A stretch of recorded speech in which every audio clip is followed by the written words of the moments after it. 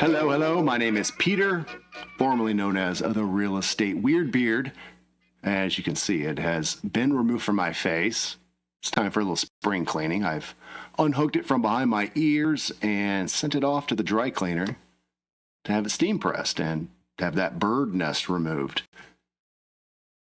But that all aside, I've got a clip today from the Adam Carolla show that I think that you might find some insight from. For those who don't know, he's the guy from, or one of the two guys from the Man Show.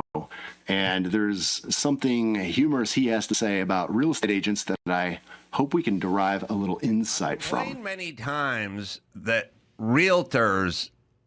Okay, I angered a few realtors that I know. Yeah, you did. I've done that. There are some good realtors. Sure. Like there were some good Nazis.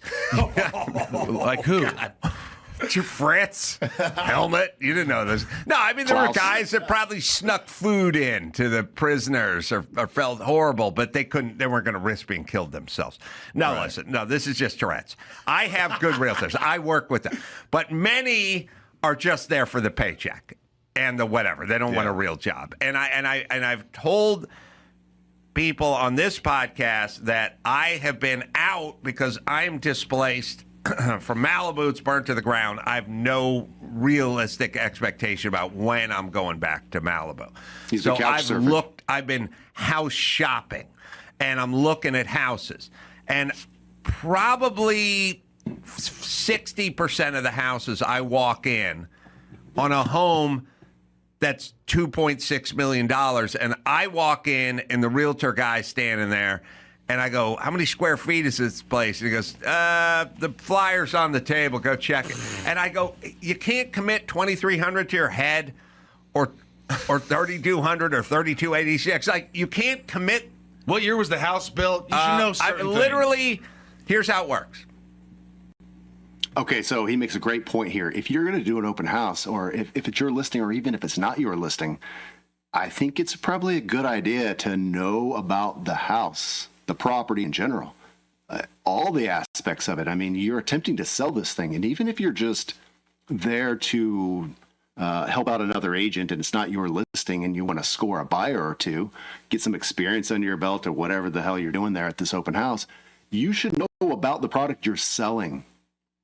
You know, imagine you go into a car dealer and you ask him about the car and he has no idea. That's not impressing anyone. You're unlikely to get a buyer to want to work with you if you can't even answer the basic questions of the property, let alone be so lazy as to point them somewhere. Hey, go check it out over on the counter. That's just dumb. You go, how many square feet is this house? 47% will tell you. The other half go, you can grab the sheet on the way. And then you go, guessing. What year is the house? And about the same amount, like 50% will do it. And then at some point, when they tell you that, you know, the house was built in 1957 or something, but everything's fucking brand new or ready to go, when do they do the remodel? And they go, let me check that sheet over there. Same water heater? Like, it's $2.6 million. But here. Okay, so he's not impressed by the agent that's sitting there on duty. I'm not impressed either. In fact, nobody would be impressed. Imagine if somebody who, you have no idea who these people are who are coming through the open house. What if it's someone related to or friends with the seller? And you're sitting there on the couch, you're like, go and check out over there on the counter. Go look at the data sheet. Your seller gets back, they're going to want to fire you. That's not really the optimal position to be in. It's just downright lazy and unprofessional. So here's the play I would make. Print off the data sheet, study that sucker, have it in your back pocket, put it on a clipboard, carry it around with you, highlight a few of the more important aspects. Know things like if this is a gas or an electric appliance, is this property on sewer or on septic system? How old is the roof? What type of roof is it? Understanding the product of what you're selling is paramount in helping to develop some of that rapport. Not doing so is not just lazy, but detrimental to your pocket. Let's hear some more. Here's the thing. I went in to a place on Sherman Way, sort of deep North Hollywood, where they just sell stones and slabs and tile and countertops. It's just like a whole row of just flooring. and countertops. Sounds like you know? anxiety to me. And I come walking in there, and some little miniature Mexican guy, he's like 60, comes like walking out. It's like, hey, my friend, what do you need? I go, what do you guys do? You do prefab stuff like counters, and then you do big slabs that can fabricate? And he goes, yeah. I go, do you have the Caesar stone or the quartz? He's like, the Caesar stone isn't quartz. Quartz is quartz, Caesar stone, Caesar stone. I go, okay, well, what size are the slabs? He's like, 63 wide by 126. I go, okay, so 5'3" by 10'6". Yeah. I go, okay. We walk in, and then he goes, I go, what are the prefab countertops? What are those? They're like 103 by 24. I go, how big's the bullnose? 1.5 inches. How big's the splash? Does backsplash come with that? No, yeah. I go, is it 4 inches? No, it's 6 inches. I go, okay, how much is this slab? He goes, 350. I go, this motherfucker knows way more about his $400 slab than the bitch with the $2.7 million house. He's already shot out more numbers. Yeah, you're right.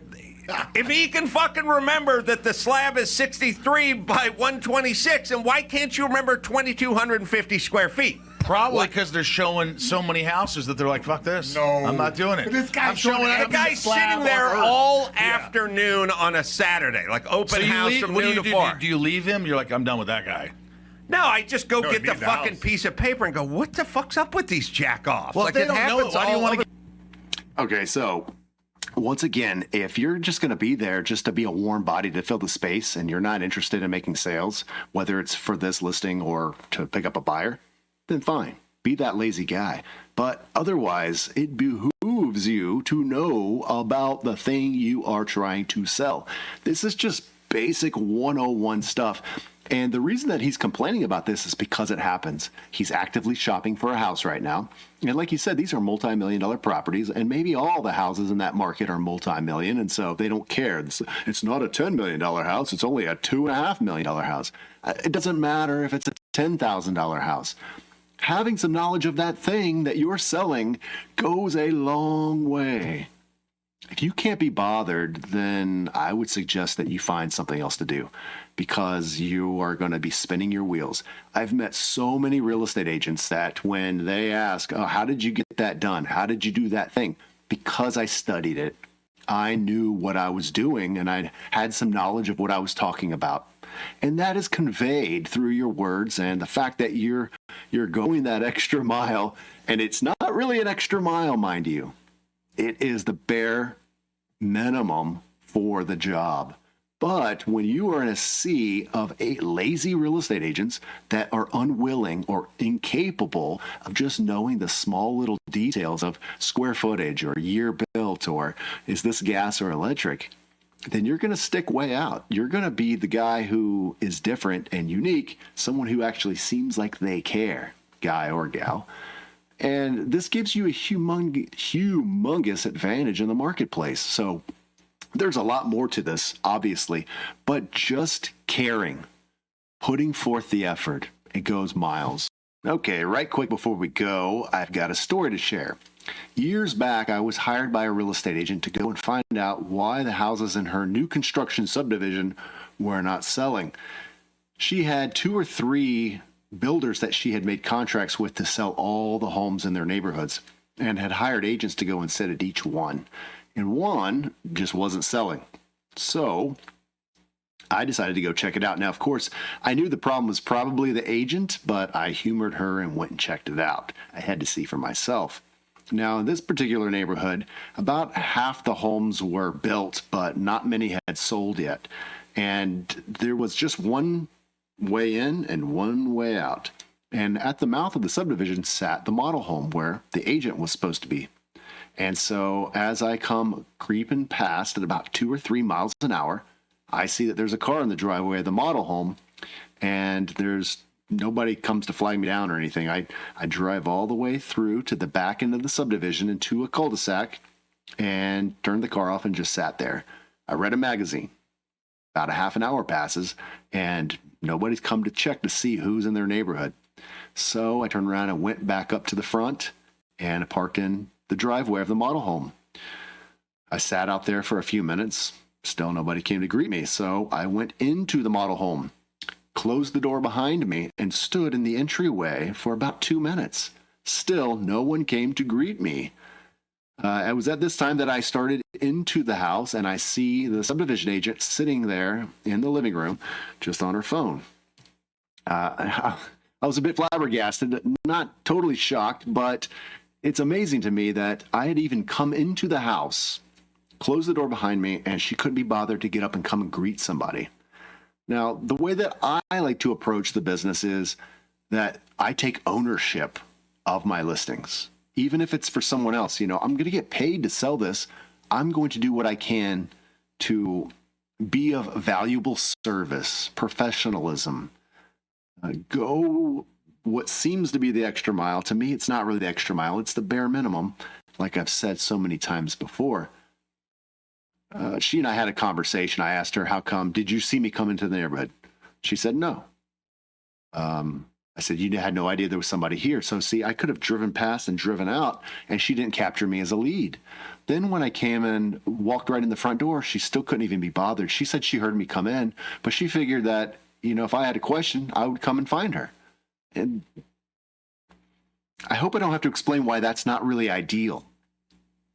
So the way that I would play this, once again, is I would, if there's no one else in the house and I'm not talking to another customer, I would be watching out the window, maybe sit on the front porch. When somebody comes driving through nice and slow, wave them down, go and hand them a flyer. Say, hey, go check out the neighborhood, lot 4 and lot 6, the doors are unlocked if you'd like to go inside. In fact, why don't I come with you? Jump in the car with them or get in your little scooter and go on down there and be the concierge, be Johnny on the spot or Janice on the spot, if you will.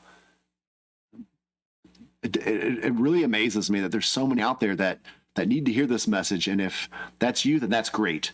I'm not admonishing you, but having that level of service that where you stick forward and say, I'm going to do what I can to help you, the person who is maybe interested in this house. And even if they're not, you never have any idea where your buyer is coming from.